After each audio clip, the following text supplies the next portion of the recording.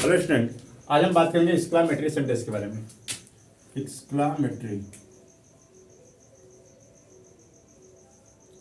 Sentence इसके लिए क्या होगी? विस्मय सूचक या आश्चर्य सूचक बोल सकते हैं इसको, ठीक। तो इसकी परिभाषा क्या होगी? जिन वाक्यों से हृदय गंभीर भाव व्यक्त हो, चाहे वह दुख हो, सुख हो, जो भी भाव व्यक्त हो, हृदय गंभीर भाव व्यक्त हो और इंटेंस इमोशन का भाव, यानी अचानक कोई घटना घटित हो और उसके बाद जो भाव उत्पन्न हो उसको बोलते हैं एक्सक्लामेटरी सेंटेंस। जैसे लॉस, हिज डेथ, दुख है कि वह मर गया, फिर उसके बोल सकते हैं कि bravo, you have done well, या तो hurrah, you we have won the match. So I think ऐसे बोल सकते हैं, ठीक। तो यहाँ पे हम रूल की बात करेंगे, डायरेक्ट से इनडायरेक्ट बनाने के नियम की बात करेंगे। और ये सेंटेंस जो नरेशन का लास्ट पॉइंट है। पहले बात किया था असर्टिव के बारे में, दूसरे में बात किया इंट्रोगेटिव, फिर बात किया इंपेरेटिव, फिर बात किया, कल भी बात किए थे चौथा ऑप्टेटिव के बारे में, और आज बात करेंगे पांचवा एक्सक्लामेटरी सेंटेंस के बारे में। तो पांचवा हेडिंग है। तो रूल में क्या होगा? डायरेक्ट से इनडायरेक्ट बनाते समय, डायरेक्ट से इनडायरेक्ट बनाते समय, डायरेक्ट से इनडायरेक्ट बनाते समय रिपोर्टिंग वर्ब, आरबी का मतलब रिपोर्टिंग वर्ब, सैड या सैड टू को, सैड या सैड टू को एक्सक्लैम्ड, कमांडेड,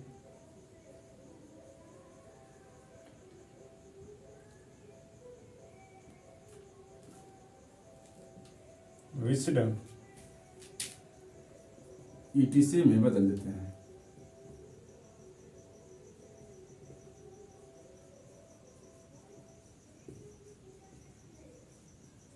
ईटीसी में बदल देते हैं तथा कामा नोटेड कामा हटाकर, कामा नोटेड कामा को हटाकर दैट का प्रयोग करते हैं।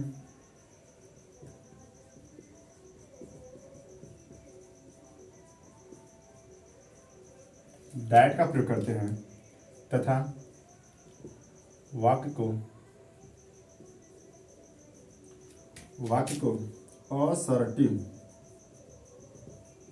असर्टिव सेंटेंस की तरह बनाते हैं।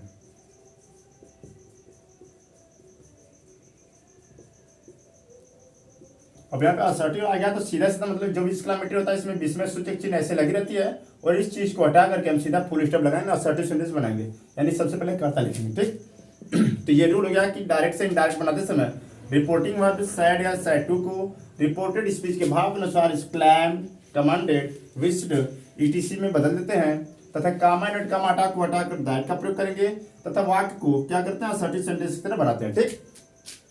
तो ये हो गया रूल। फिर 2 पॉइंट और है, इसको लिख देते हैं।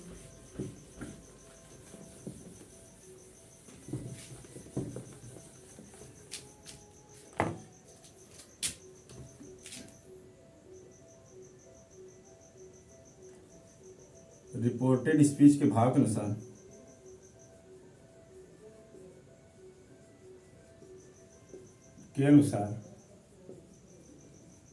रिपोर्टेड स्पीच के भाव के अनुसार अगर दुख प्रकट होगा तो एक्सक्लैम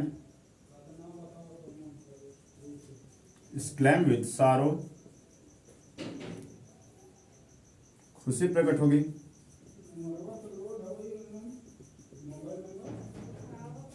एक्सक्लैम विथ जॉय, क्रोध प्रकट होने पर एक्सक्लैम्ड विथ एंगर, और ईटीसी का ईटीसी में। तो ऐसे बात करें, जब भी एक्सक्लेमेटरी सेंटेंस में अगर भाव देखेंगे रिपोर्टेड स्पीच के भाव के अनुसार अगर दुख प्रकट हो रहा है तो एक्सक्लेम विथ सारो का प्रयोग करेंगे, का ये रिपोर्टिंग वर्ब को हटाकर, यानी सैड या सैड टू को हटाकर अगर दुख जो भी भाव हो, दुख होगा तो एक्सक्लेम विथ सारो, अगर खुशी होगी तो एक्सक्लेम विथ जॉय, और क्रोध होगा तो एक्सक्लेम विथ एंगर, और जो भी इसके बाद जो भी भाव होंगे उसके अनुसार एक्सक्लेम के साथ हम जोड़ देंगे, ठीक। तो सेंटेंस देख लेते हैं इसका।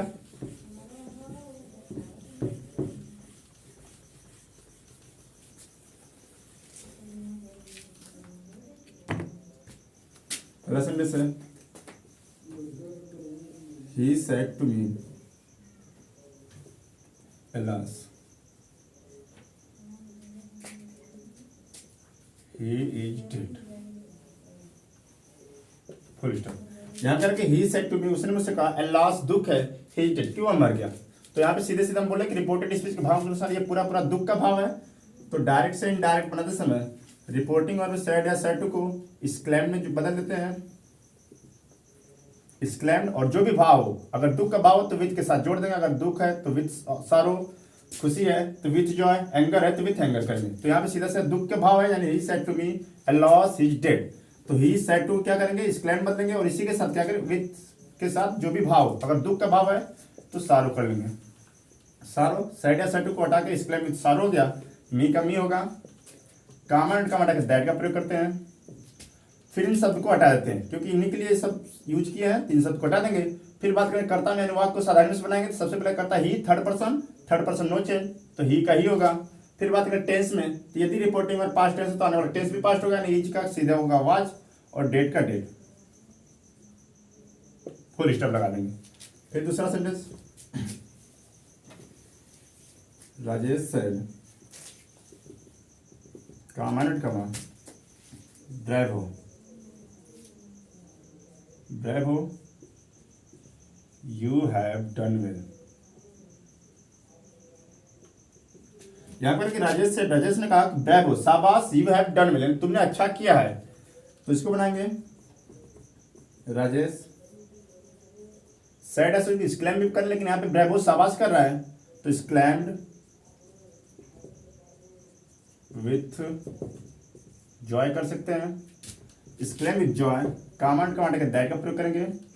फिर ब्रेवो को हटा देंगे, सबसे पहले कर्ता चाहिए तो कर्ता सेकंड पर्सन, ये जाएगा सीधे कर्म में, सॉरी यहाँ पे कर्म नहीं है तो थर्ड पर्सन में। फिर क्या करेंगे, टेंस बदलेंगे, ये वर्ब अगर पास्ट तो आने वाले वर्ब पास्ट होगी, यानी हैज आपका सीधे हैड होता है, और डन थर्ड फॉर्म में डन का डन होगा, वेल का वेल होगा, फुल स्टॉप। ठीक, तो अगले कुछ और सेंटेंस की बात कर लेते हैं।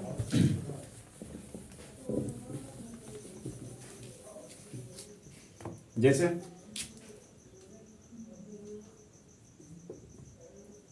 यू सेड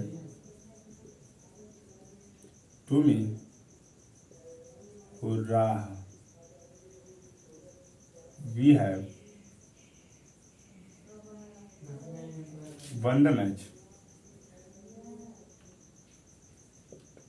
यहाँ करके यू सेड टू मी, यानी तुमने मुझसे कहा, हुर्रा खुशी होता है, खुशी का भाव प्रकट करता है, we have won the match, यानी हम मैच जीत चुके हैं। तो यहाँ पे इनडायरेक्ट बनाएंगे, तो यू सेड टू को एक्सक्लेम्ड में बदलेंगे, एक्सक्लेम्ड, और यहाँ पे खुशी की भाव है तो विथ सारो के स्थान पे क्या करेंगे, विथ जॉय कर लेंगे। फिर से खुशी, अगर दुख हुआ तो जॉय, क्रोध होगा तो क्रोध की बात करेंगे। तो यू एक्सक्लेम्ड विथ जॉय, फिर मी कामा एंड कामा के दैट का प्रयोग करते हैं, हुर्रा को हटाएंगे, वी होता है फर्स्ट पर्सन और सीधे जाता है कर्म के अनुसार, और एक कर्ता के अनुसार, तो कर्ता यू है तो यहाँ पे हो जाएगा यू। फिर टेंस बदलेंगे, ये वाला टेंस पास्ट तो आने वाला टेंस भी पास्ट हैव होगा, वन का वन करेंगे, द मैच, फुल स्टॉप। फिर देख लेंगे for example, the father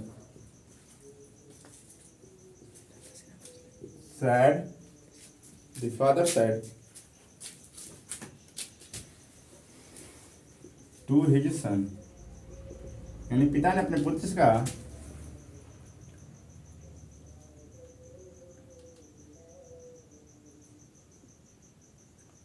what a lazy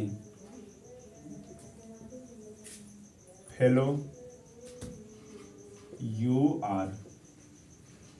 तो यहाँ पे कुछ पॉइंट यहाँ जैसे मतलब कि सेंटेंस में रहे, जब भी किसी सेंटेंस में अगर व्हाट का प्रयोग हुआ हो या तो हाउ का प्रयोग हुआ हो, तो इन दोनों को हटा करके या तो वेरी का प्रयोग करेंगे या तो ग्रेट का प्रयोग करेंगे।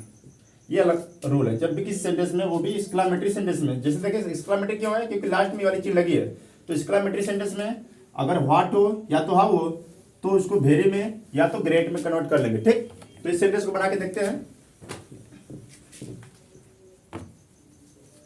वर्ब का रखिए आईडी, द फादर सेट टू को, अब देखिए आप कह रहे हैं what a lazy fellow you are, कोई भी पिता अपने पुत्र को कह रहे कितने आलसी हो गए तुम, तो गुस्सा में कर रहे हैं, तो यहाँ करेंगे द फादर, या तो क्राइड आउट भी कर सकते हैं, यहाँ पे चिल्ला के कर रहा है, या तो सीधे स्क्लैम के साथ हम एंगर कर देंगे, exclaimed with anger, exclaimed with anger his son, comma note का हटा के दैट का प्रयोग करते हैं। फिर उसके बाद व्हाट है, हमने बोला वाक्य को साधारण से बनाएंगे, तो सबसे पहले हमें क्या चाहिए, कर्ता चाहिए, तो कर्ता यहाँ पे ये एडजेक्टिव है, ये भी एडजेक्टिव है, ये क्या है कि कोई नाउन है, और ये वर्ब है, तो हमसे सबसे पहले क्या चाहिए, हमें कर्ता चाहिए, तो कर्ता यू होता है सेकंड पर्सन और सीधे जाएगा कर्म अनुसार, और कर्म में थर्ड पर्सन है तो सीधा हिज सन का क्या कर लेंगे, ही कर सकते हैं। फिर बात करें टेंस में, तो सबसे पहले टेंस पास्ट है, तो आने वाला टेंस भी पास्ट, यानी यहाँ पे आर है, तो इसको कन्वर्ट करेंगे वाज में, ही वाज। फिर क्या करते हैं, ये आर्टिकल लेंगे ही वाज, अब व्हाट को हटा करके, या तो हम ग्रेट अभी बताए थे यहाँ पे कि अगर व्हाट आए या हाउ आए, तो इन शब्द को हटा के या तो ग्रेट का यूज करो, या तो यहाँ पे वेरी का यूज कर सकते हैं। तो यहाँ पे व्हाट को या तो वेरी में कन्वर्ट करेंगे या तो ग्रेट में, यानी he was a very lazy fellow, या तो यहाँ पे ग्रेट लेजी बोल सकते हैं। ठीक, तो और एक सेंटेंस देख लेते हैं। जब भी किसी सेंटेंस में व्हाट हो या हाउ हो, तो उसको हटा करके डायरेक्ट से इनडायरेक्ट बनाते समय वेरी में या तो ग्रेट में कन्वर्ट कर लेंगे। जैसे ही said to me, comment comma, what a beautiful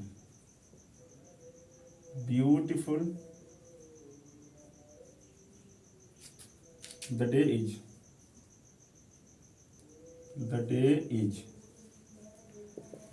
यहाँ पर ही सेड टू मी, उसने मुझसे कहा कि what a beautiful the day, दिन कितना सुंदर है, तो यहाँ पे एक्सक्लेमेटरी सेंटेंस है, तो यहाँ पे ही सेड टू को या तो स्क्लैम्ड में सीधे कन्वर्ट कर लेंगे, हिज क्लैम्ड मी, कामा का हटा के दैट का प्रयोग करते हैं। फिर हमें क्या चाहिए, सबसे पहले कर्ता चाहिए, तो कर्ता यहाँ पे डे बना सकते हैं, क्योंकि दिन ही ये तो एडजेक्टिव है, ये भी एडवर्ब है, बाकी ये आर्टिकल है, तो यहाँ पे डे को लिखेंगे, यानी पे द डे, ये टेंस पास्ट है, तो आने वाला टेंस भी past, and the day was. फिर आर्टिकल उठाएंगे ए, ग्रेट को ग्रेट, ये व्हाट को ग्रेट में करो या तो वेरी में करोगे, यानी वेरी ब्यूटीफुल, तो ये सेंटेंस ऐसे बनेंगे। ठीक, तो आज के लिए बस इतना ही, थैंक यू।